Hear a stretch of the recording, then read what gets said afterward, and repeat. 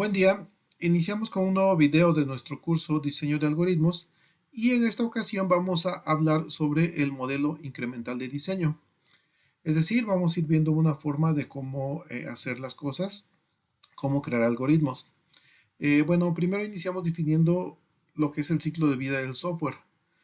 Un ciclo de vida pues define las etapas por las que transcurre un proyecto durante su desarrollo o proceso de diseño. Entonces, el ciclo de vida permite describir las fases principales y bueno, al conocer las etapas, pues esto nos ayuda a administrar el progreso. Bueno, nos ordena las diversas actividades técnicas del proyecto, nos presenta un marco para estimar recursos en el caso de que hablemos de proyectos lucrativos, nos permite definir puntos de control para pues ir monitoreando avances, y bueno, aquí último punto, conocer el grado de avance, etcétera, ¿no? Bien, existen diferentes modelos del ciclo de vida.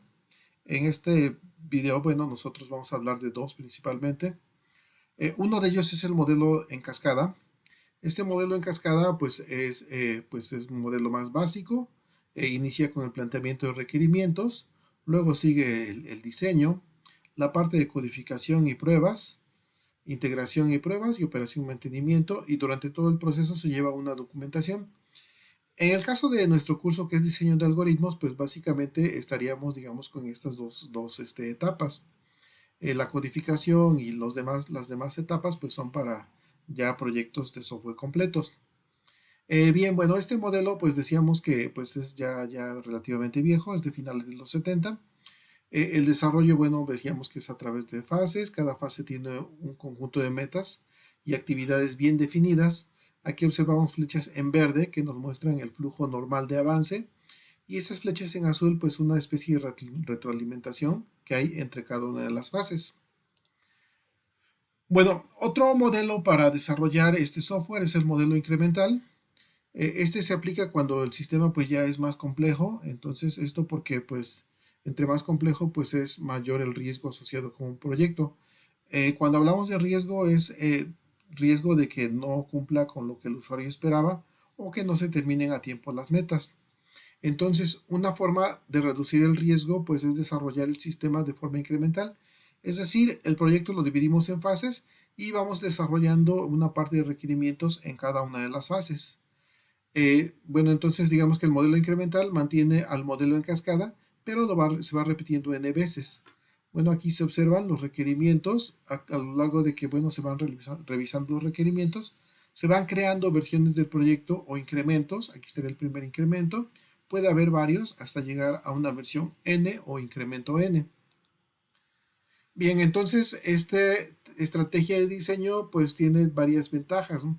Siempre construir un sistema pequeño va a ser menos arriesgado que construir un sistema grande, porque es más probable que se pueda terminar a tiempo y en forma.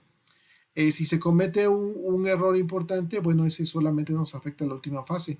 Se puede corregir, todas las demás fases están bien y bueno, corregimos yendo a una versión anterior, ¿no?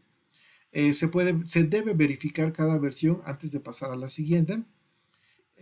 Al desarrollar solo parte de las funcionalidades y requerimientos en cada fase, pues es más fácil comprobar si son adecuados esos requerimientos o si es necesario hacer ajustes. Bueno, se dispone una primera versión más rápidamente y de alguna manera se controla mejor el avance del proyecto.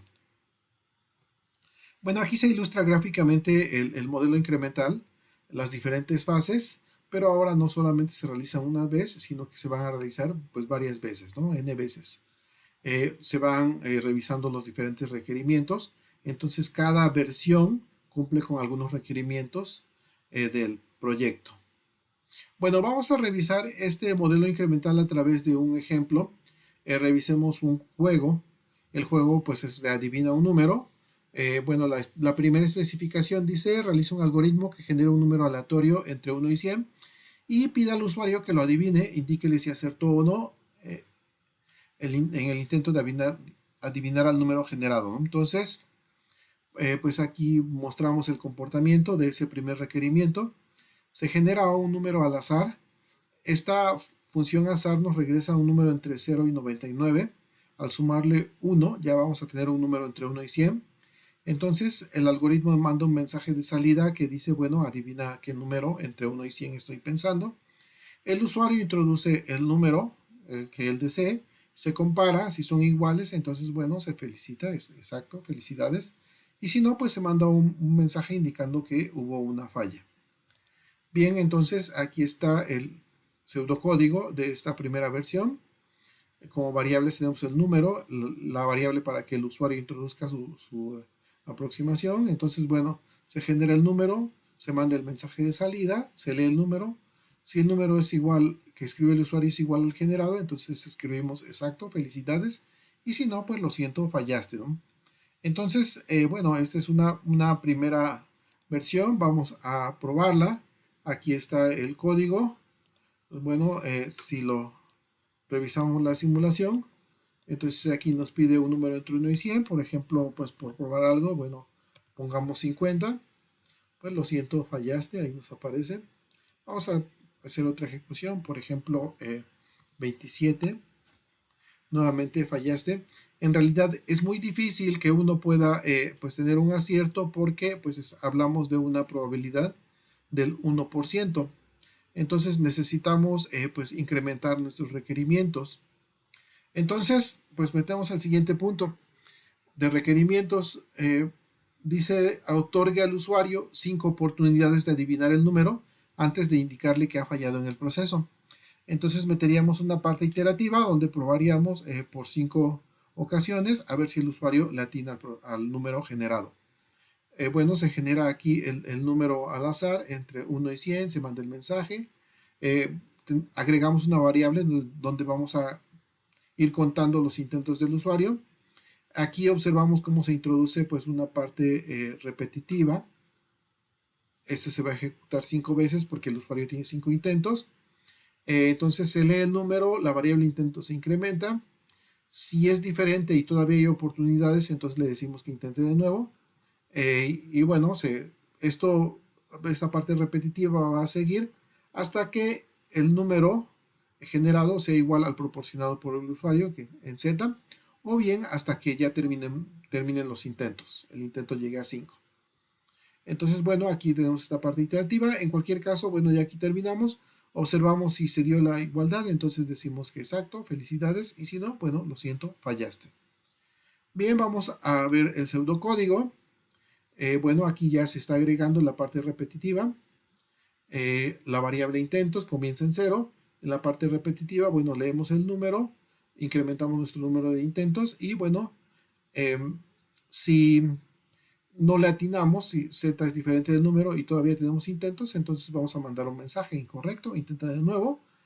Y bueno, esto lo vamos a hacer hasta que pues se le adivine el número o se agoten las oportunidades. Terminada esta parte repetitiva por cualquiera de las dos situaciones, entonces, bueno, observamos, si sí adivinamos el número, mandamos el mensaje de exacto, felicidades, y si no, pues escribimos lo siento, fallaste.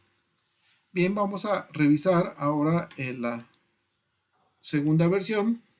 Aquí está el código, bueno, el pseudocódigo, la parte repetitiva, y bueno, la condición de salida, y con la estructura de decisión para mostrar el mensaje que intenté de nuevo cuando haya más oportunidades. Bien, vamos a revisar la ejecución de nuestro algoritmo. Entonces ahí nos pide un número entre 1 y 100. Podemos probar, no sé, 67. Bueno, fallamos. 34, fallamos. 25, incorrecto, no sé, 89, fallamos. 17, pues fallamos, ¿no? Entonces probamos los 5 intentos y se falló. Nuevamente pues es natural porque estamos hablando de que la probabilidad de adivinar un número pues es del 5%. Bueno, pasó del 1% al 5%, pero bueno, aún así pues como que necesitamos más, no se puede en 5 oportunidades, pues no se puede adivinar un número. Sin embargo, bueno, agregamos un requerimiento más a nuestro algoritmo que dice, bueno, proporcione pistas para que el usuario sepa si debe probar con un número mayor o con un número menor. Esto pues obviamente pues nos va a ayudar bastante. Veamos cuál es la idea. Aquí bueno se muestra la versión que ya teníamos donde dábamos los 5 intentos.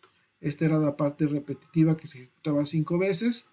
Aquí es donde pues decíamos, si no le hemos atinado al número y todavía tenemos intentos, mandábamos el mensaje intenta de nuevo. Entonces esta parte que se ha acotado aquí con las letras A y B es la que vamos a complementar para proporcionar pistas al usuario. Aquí bueno, aparece nuevamente la cota de A a B. Si todavía no le atinamos al número y tenemos oportunidades, observamos cómo es el número generado con respecto al número que proporciona el usuario. Si el que se generó es más grande que el proporcionado por el usuario, le decimos un mensaje que debe de ser más grande. Y si no, le decimos en un mensaje que debe de ser más pequeño. En cualquier caso, bueno, intenta de nuevo. Esa es una estructura de decisión doble. Bueno, aquí pues está el pseudocódigo, donde, bueno, dentro de la parte repetitiva, si todavía pues hay oportunidades y no se ha acertado al número, aquí pues agregamos esta parte en donde se le proporcionan pistas al usuario para que bueno se vea si introduce un número más grande o un número más pequeño. Entonces bueno, vamos a probar esta versión en PCInt. Bueno, aquí está el código, la simulamos. Bueno, una estrategia pues es proporcionamos un número, bueno, vamos a poner un número relativamente pequeño, por ejemplo de 30, pues nos dice que debe ser más grande.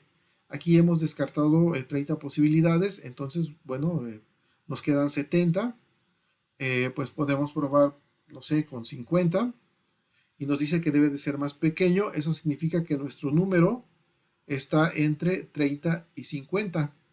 Entonces, ahora podemos probar con 40, debe de ser más grande. Nuestro número ahora está entre 40 y 50, probamos con 45, debe de ser más pequeño. Aquí pues nos quedan pues 4 opciones, del 41 al 44. Sin embargo, solamente nos queda una oportunidad, entonces bueno, vamos a probar con 43. Y bueno, aquí nos aparece, bueno, exacto, felicidades. Y aquí observamos que 5 oportunidades sí pueden ser suficientes para adivinar un número. O quizás que hubo un poco de suerte, vamos a ejecutar de nuevo. Bueno, si nos vamos a la mitad, por ejemplo aquí, 50, nuestro número pues va de 51 a 100, podemos probar con 75.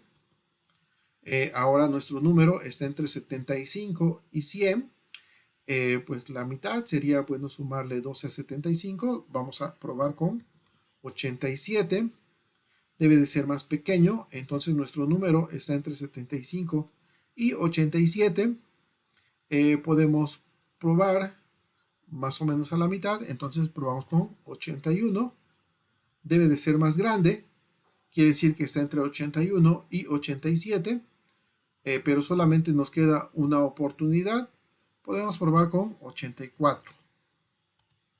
Ahí bueno, nuevamente tuvimos la suerte de que sí le atinamos. Entonces esto pues de proporcionar pistas al usuario, como que sí hace factible que pues el usuario pueda adivinar un número en 5 oportunidades.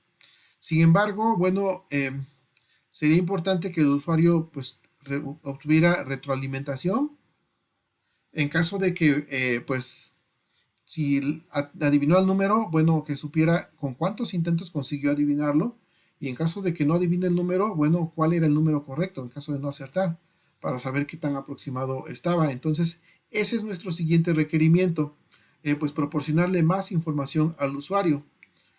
Tenemos la versión 3 donde, bueno, ya tenemos una variable intento que se va incrementando en cada repetición. Entonces aquí pues simplemente tendríamos que modificar aquí estos mensajes.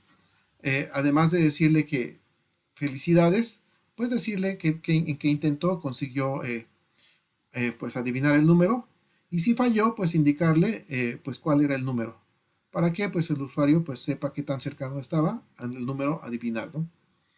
Bien, entonces en esta versión 4 pues los requerimientos no se incrementaron tanto, entonces básicamente incrementamos los mensajes. Entonces aquí indicamos en qué número de intentos se adivinó el usuario y aquí indicamos la respuesta correcta. Bien, vamos a revisar la versión número 4. estamos incrementando nuestro software. El tema es diseño incremental, entonces bueno, aquí vamos a mostrar simplemente mensajes adicionales con respecto a la versión pasada. Entonces,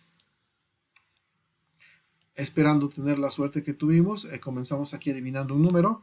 Nuevamente pues descartamos primero las 50 posibilidades. Dice que debe ser más pequeño, entonces podemos probar con 25. Debe ser más pequeño, probamos con 13. Nuevamente dice que es más pequeño, nuestro número está entre 1 y 13. Podemos probar con el número 6. Debe de ser más grande, está entre 6 y 13, puede ser 7 a 12, entonces tenemos muchas posibilidades y solamente pues me parece que un intento, entonces probamos con 9. Lo siento, fallaste. Después de 5 intentos, la respuesta correcta era 11. Entonces aquí observamos que pues sí estuvimos pues relativamente cerca de adivinar el número. Podemos ejecutar nuevamente. Por ejemplo, pues vamos a probar, nos vamos a aventurar con 70.